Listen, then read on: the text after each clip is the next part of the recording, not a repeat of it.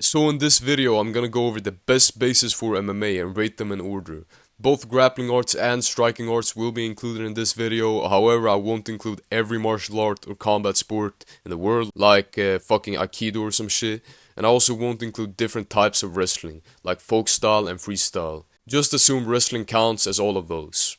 In D tier, we start off with Taekwondo. In my opinion, Taekwondo has a lot of flaws. First off, we can start by stating the obvious. They basically only kick. They don't make use of their hands, which is needed to be good at MMA. The kicks are also more focused on speed than on power. The way Taekwondo practitioners stand is also very bladed, which is good for Taekwondo where you aren't allowed to kick under the belt, but in MMA it opens up the individual for leg kicks. That said, there are some fighters that can make use of a very bladed stance in MMA, like McGregor and Wonderboy, but neither of them has a Taekwondo background. In Taekwondo, they also often fight with their hands down, which I personally think is very risky. The hands down striking style has seen some success lately though, in fighters like Sean O'Malley and Jiri Prochazka. Some of the techniques that they teach in Taekwondo are also very unrealistic and hard to land. Like who the fuck is gonna spin like 3 times before they kick someone? It's stupid. Taekwondo is also a pure striking art, which means it has zero grappling. However, I'm not gonna shit too hard on Taekwondo. It does teach great in and out movement that you can incorporate into your striking. It also teaches some really fast kicks. There are also some, although they're very few, great fighters with a Taekwondo background, like Yair Rodriguez. In C tier, we start off with karate. Karate is really hit or miss, guys. From what I've seen, it can either be straight shit or be pretty good.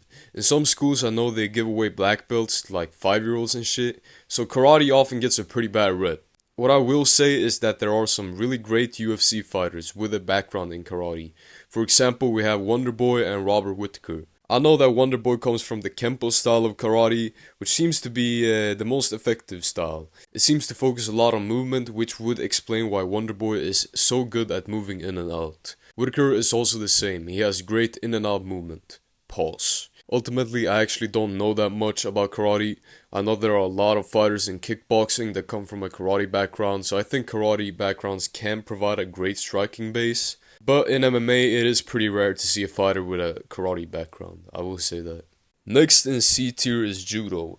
I feel like Judo can actually be pretty good in a lot of cases. It can provide great throws from the clinch. However, it is a little limited because you aren't allowed to grab the legs in Judo. Another bad thing about Judo is that you always have a gi on, which means that you get used to grabbing onto a gi rather than actually grabbing onto your opponent. Another thing I've realized about the guys who do Judo is that they're insanely strong in their arms. This strength can translate well into other types of grappling, such as actual groundwork. Judo is a pure grappling art, which means it has no striking, so it's a little limited, but a lot of martial arts consist of either only grappling or only striking, so it doesn't really make it much different. The most famous fighter with a strong judo base is Ronda Rousey. However, I know some geeks are gonna say, "Ooh, what about Khabib?" Listen, you're stupid. It is true that Khabib did judo and had a black belt and shit, but he started off with wrestling, and that was the base of his style. So, in B tier, we start off with BJJ, aka Soijutsu.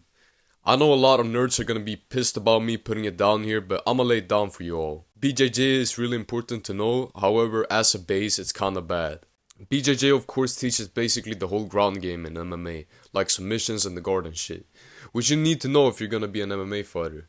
However, that doesn't mean it has to be your base, you only need to know it. A downfall of BJJ is that a lot of techniques are less effective when you allow punches on the ground.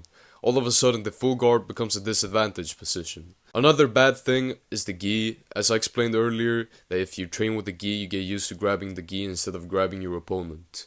That problem can be solved pretty easily though by just training no gi. Another downfall of BJJ is that you don't really train takedowns that often. So a lot of BJJ based fighters are crazy on the ground, but they have a hard time getting the fight to the ground. Another thing that might piss people off is that a lot of BJJ guys are nerds, bro. Really unathletic, like they're soy, bro, which makes a lot of them have a hard time with the striking. After all that said, there are still fighters with a BJJ base that incorporate their BJJ really well into their MMA game.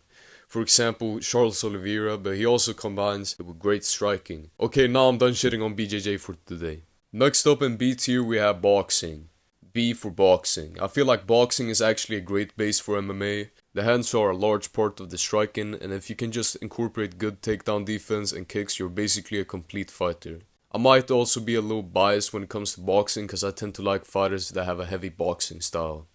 Boxing teaches nice footwork, and fighters with a boxing base also tend to have really crisp and fast hands. A big flaw though is that there are no kicks or knees in boxing. This tends to be boxing based fighters' biggest weakness. They tend to have a hard time shaking the leg kicks. Boxers also tend to be pretty lead leg heavy, which doesn't help them when it comes to the leg kicks. That said, there are some really great, exciting fighters with the boxing base, like Calvin Kattar, Alexander Gustafsson, and Strickland. Now we move on to the real meat and potatoes in A tier. Muay Thai. Muay Thai is basically MMA without the ground game. It teaches a complete striking arsenal, kicks, punches, elbows, and knees, plus clinching, sweeps, and trips. The kicks are also very powerful. Out of all striking arts, Muay Thai is definitely the most complete one. If you just incorporate grappling into your game, you're basically a pretty complete fighter. The thing I have to criticize though is that in Muay Thai they do stand very narrow, which is good for shaking the leg kicks and whipping out kicks fast, but not very good for moving in and out of your opponent's range. The narrow and tall stance also make it harder to defend takedowns. So the downside of Muay Thai is that the stance doesn't really translate that well into MMA. I feel like Muay Thai fighters are also lacking a little bit in the boxing department. Next we move on to Sambo. From my understanding, Sambo is basically MMA with shoes and a gi on. It seems that the grappling is like a combination of wrestling and Judo combined with submissions. This is obviously a deadly combo. They also incorporate strikes. Overall, I think Sambo is a great base for MMA, as it is basically MMA, you punch, kick, and grapple. I feel like fighters with a Sambo background tend to focus more on the grappling aspect though. The only bad thing I can say about it is that they wear a gi, so some throws and shit like that doesn't work the same way if you're not wearing a gi. And a lot of Russians tend to have a Sambo base. For example, we have one of the greatest heavyweights of all time, Fedor. Next in A tier we have wrestling. Wrestling is in my opinion the best pure grappling art. It teaches great takedowns and fast entries to takedowns. This translates really well into MMA as we've seen in the later years, you know what I'm saying? Wrestlers also tend to be insanely strong, which can translate really well into the ground game. If you pretty much teach a wrestler some BJJ and low striking, they can mess up a lot of people. Wrestlers are also in general pretty athletic, so they have a pretty easy time learning the striking game. The only bad thing I can say about wrestling is that wrestlers tend to be pretty lead leg heavy in order to shoot in easier. This doesn't favor leg kicks, but a lot of strikers are afraid to kick a lot of wrestlers because if they catch the kick, they're basically doomed to end up on the ground. Some great fighters with wrestling backgrounds are basically every Dagestani fighter. So now we've come to the best base in MMA, and that is kickboxing. And before everyone gets mad and says, "What about Muay Thai?" let me explain. Kickboxing is basically like Muay Thai, but with less things you can do. For example, you aren't allowed to throw elbows. So now your dumbass might be wondering even more how I put kickboxing at S tier. The thing about kickboxing is that the stance is different from Muay Thai. It is more wide. This of course makes it easier to defend takedowns, but also makes it easier to move around. I also feel like kickboxers spend a lot of time working on their boxing, which is a big part in MMA since the gloves are very small. Plus, no one can deny the success of kickboxers who transitioned into MMA in recent years. Obviously, we got Adesanya, Pereira, and then we got like the little older ones like Silva and Wonderboy. And yes, I know Wonderboy came from karate, but he was a kickboxer before he transitioned into MMA. I personally just think that kickboxing in general just translates better into MMA than what Muay Thai does. Anyways, that was it for today, guys. Feel free to leave a like, subscribe, and share to your friends and family. You're also free to trash me in the comments if you believe my takes were wrong. And I'll see you all in the next one. Goodbye.